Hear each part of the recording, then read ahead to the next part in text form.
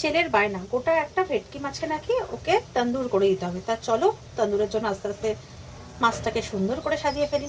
তো এবার দেবো ভেটকি সুন্দরীর গায়ে হলুদ। আমি এখানে রোজকার মশলায় নিয়েছি, এটা হচ্ছে আদা রসুন আর কাঁচা লঙ্কা বাটা, হলুদ, সর্ষের তেল, আর এটা হচ্ছে তোমার কাশ্মীরি লঙ্কার গুঁড়ো, নুন, হলুদ আর জিরে গুঁড়ো। ও একটা জিনিস তো ভুলে গেছি, একটু ঝাল তো দিতে হবে, তো আমি চট করে গুঁড়ো লঙ্কাটা নিয়ে আসি। তো এইটা হচ্ছে কাশ্মীরি লঙ্কা, এটা হচ্ছে ঝাল লঙ্কার গুঁড়ো। তো আপনারা আপনাদের স্বাদ অনুযায়ী সেটাকে ম্যারিনেট দেবেন, আর কি যে যেরকম পরিমাণে ঝাল খাবেন সে সেরকমভাবে দেবেন। এবার সব মশলাগুলোকে আমি একটা জায়গায় ম্যারিনেট করব।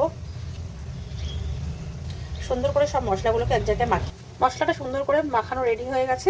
আমার কাছে তন্দুরি মশলা ছিল না, যেহেতু আমার হঠাৎ করেই ঠিক হয়েছে, তো আমার কাছে তন্দুরি মশলা ছিল না। তো আপনাদের কাছে যদি তন্দুরি মশলা থাকে তো আপনারা তন্দুরি মশলাটা এর মধ্যে অ্যাড করে দেবেন। এবার মাছটাকে ভালো করে এর মধ্যে কোট করবেন সুন্দর করে, মানে এর পেটের ভেতরেও ঢুকিয়ে দেবেন মশলাটাকে ভালো করে। এটা ভোলা ভেটকিতেও ভালো হবে, এটা অরিজিনাল ভেটকি সেটাতেও ভালো হবে। আবার অনেকে দেখি তেলাপিয়ার মধ্যে দিয়েও এটাকে করে। মাখিয়ে টাখিয়ে সুন্দর করে এটাকে আমি রেখে দেবো। তারপরে এটাকে আমি পরে বাটারে করব। তো পরের পার্টটা তো আমি পরেই নিয়ে আসতে পারবো, তাই না? তখন এই অবধি এটা একটু ম্যারিনেট করা থাক, তারপর যখন ভাজবো পুরোটা কমপ্লিট করে আপনাদের দেখাবো। কি সুন্দরী গায়ে হলুদ কমপ্লিট। এবারে বাটার দিয়ে দিলাম, বাটারটা দিয়ে ভালো করে মেল্ট হলে তাকে চারিপাশে ভালো করে মাখিয়ে নিলাম। নিয়ে এবার ভেটকি সুন্দরীকে দিয়ে দিলাম। সংসারের গরম আছে, কিন্তু দেখতে শুনতে সুন্দরী, কিন্তু সংসারে একটু জ্বলে পুক, আস্তে আস্তে পোড়া পোড়া হোক। এবার এনাকে আস্তে আস্তে করে খুব আলতো হাতে, ভেটকি কিন্তু এমনিতেই নরম মাছ, আলতোভাবে এটাকে এটি টপিট করে আমরা ভালো করে ভেজে নেব। যতক্ষণে ভাজা হচ্ছে ততক্ষণে আমি স্যালাডটাকে খুব সুন্দর করে সাজিয়ে নেব।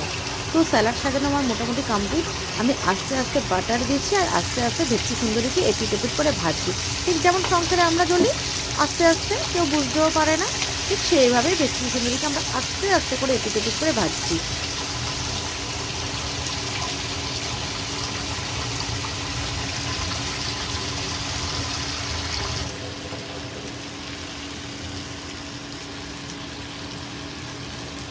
মোটামুটি ওনাকে তো আমি মানে ভালো করে তেলের মধ্যে মশলা টশলা দিয়ে বাটারের ফ্লেভারে আলতো করে ভেজে টেজে নিয়েছি।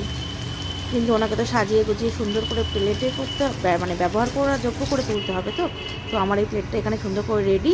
এবার ভেটকি সুন্দরীকে আমি আস্তে আস্তে করে তুলবো, তুলে প্লেটের মধ্যে সুন্দর করে সার্ভ করবো। আপনারা বাড়িতে করে দেখুন, রেস্টুরেন্টের ভেটকি ফ্রাইয়ের থেকে আপনার মানে 100 গুণ ভালো লাগবে। দারুণ হয়েছিল, দারুণ।